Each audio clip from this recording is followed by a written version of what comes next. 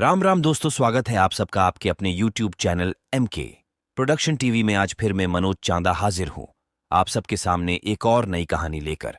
गौतम बुद्ध के मठ का यह नियम था कि उनका कोई शिष्य जब भी कभी बुद्धत्व को प्राप्त कर लेता तब उसे कहा जाता कि एक दिशा में चले जाओ और आसपास के जो लोग हैं उनका ज्ञान वर्धन, उनकी जो आत्मा और चेतना जागृत करने का प्रयास करो और उनको सद्मार्ग पर लाना है।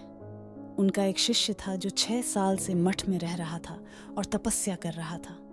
एक दिन वह परेशान हुआ और सोचने लगा कि मेरे गुरुदेव ने मुझे आदेश क्यों नहीं दिया। इसी बात पर नाराज होकर वह गौतम बुद्ध के पास गया और कहने लगा कि मेरी तपस्या में ऐसी क्या कमी रह गई? क्या मैंने ज्ञान अर्जित नहीं किया और अब तक आपने मुझे आदेश नहीं दिया कि जाकर किसी दूसरे जगह पर अपना ज्ञान बांटूं, और क्या मैंने बुद्धत्व प्राप्त नहीं किया है? तभी गौतम बुद्ध ने शिष्य से कहा, सुनो, तुम्हें थोड़ा और समय लगेगा, यही समय बिताऊं। ये बात सुनकर वह शिष्य चिढ़ गया और कहने लग गया कि गुरुदेव, आपके ज्ञान में कमी रह गई और आप मुझे ज्ञान नहीं दे पाए। गौतम बुद्ध को लगा कि ये समझेगा नहीं और कहा, ठीक है, कल सुबह पूर्व दिशा में एक गांव है, वह जाना और वहां से भिक्षा लेकर आना और अपना पूरा दिन वही बिताना और कोशिश करना कि वहां के लोगों को थोड़ा सा ज्ञान बांटना और आकर मुझे बताना कि अनुभव कैसा रहा। वह शिष्य बड़ा खुश हुआ और उसको लगा कि अब तो बात बन गई, अब मुझे आदेश मिल गया। और वह दूसरे दिन सुबह पूर्व दिशा की उस गांव में चला गया और शाम में जब वापस आया तो हाथ में पट्टी बंधी थी और हाथ पैरों पर चोट निशान थे।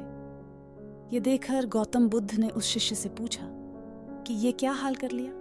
तब उसने बताया कि आपने मुझे कैसे गांव में भेज दिया और वहां पर जब मैंने भिक्षा मांगी तो लोग मुझे डांटने लगे और भगाने लगे। एक व्यक्ति सिर्फ वहां पर मुझे भिक्षा दी, वो भी जमीन पर फेंक कर, और कहा कि ले जाओ इसको। इतने बुरे गांव में आपने मुझे ज्ञान बांटने के लिए भेजा, अब आप मुझे कल किसी और गांव भेज देना, मैं जाकर के ज्ञान वहां देकर आता हूं। गौतम बुद्ध यह सुनकर थोड़ा मुस्कुराए और उन्हें तो पता था कि ये कुछ कर नहीं पाएगा, और कहा कि ठीक है, अगले दिन तुम किसी और गांव जाना, लेकिन एक दिन के बाद जाना और एक दिन मठ में रुके रहना है। अब की बार गौतम बुद्ध ने अपने दूसरे शिष्य को उस गांव में भेजा जहां अपने उस शिष्य को भेजा था, और शाम में जब वह शिष्य वापस लौटा था तो उसकी भी हालत वही थी और हाथ पैरों में चोट लगी और पट्टी बंधी हुई थी। गौतम बुद्ध ने पहले वाले शिष्य के सामने दूसरे शिष्य से पूछा कि हुआ क्या था। तब उसने कहा कि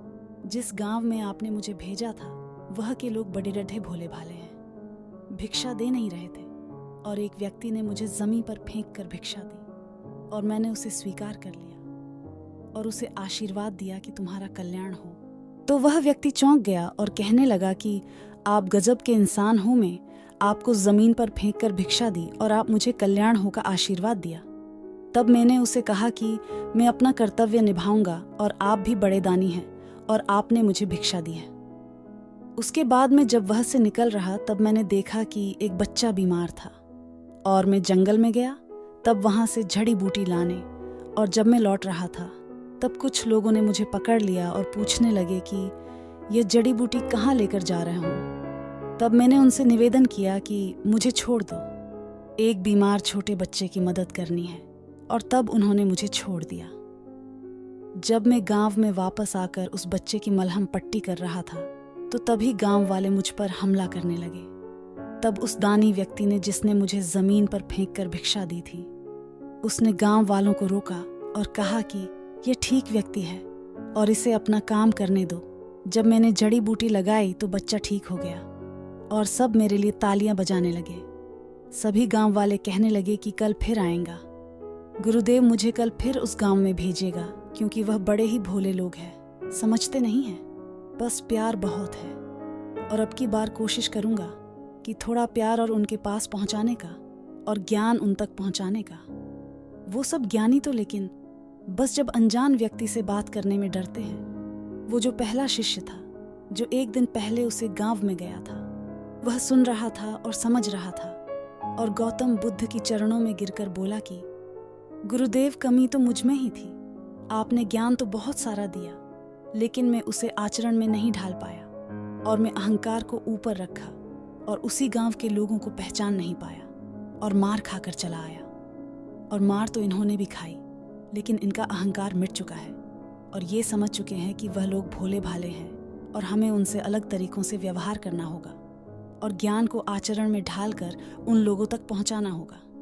सीख, अच्छा इंसान बनने पर ध्यान दीजिए, अच्छा समय अपने आप चला आएगा। हम अच्छा समय लाना चाहते हैं लेकिन अच्छा इंसान नहीं बन पाते हैं और सारी गड्ढा बर्दाश्त बस यही हो जाती है।